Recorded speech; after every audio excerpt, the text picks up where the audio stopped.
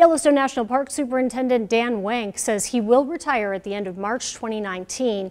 In April, the Washington Post reported that Wenk was on a short list of Park Service managers who would soon be reassigned to Washington, D.C.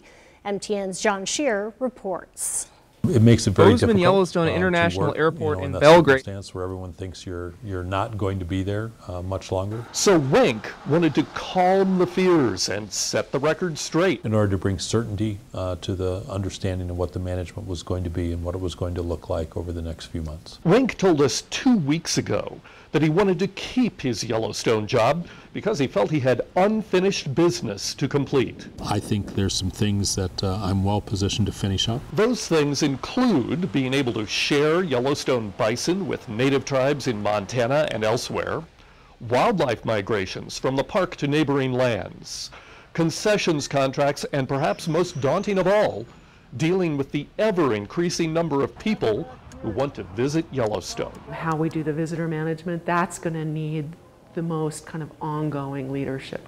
Carolyn Bird of the Greater Yellowstone Coalition says managing people in the park is a big issue to get your arms around.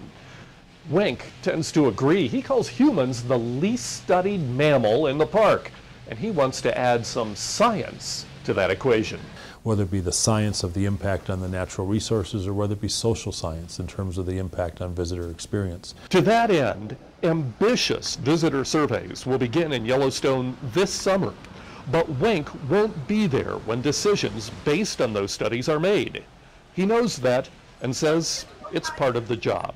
I've been successful in this job and other jobs because of the work that people have done before me. He says he wants to do the same for the next superintendent, and adds the park has a great staff to continue the work. And they will allow the next superintendent and their management team to make great decisions for Yellowstone. Still, Bird says Wenk will be missed. He's strategic, he's thoughtful, he's smart, and he engages in a way that really makes a difference for Yellowstone and the ecosystem. Bird, who called Wenk as soon as she heard of his announcement, offers him the ultimate praise. He's a remarkable leader. At Mammoth Hot Springs in Yellowstone National Park, I'm John Shearer for MTN News.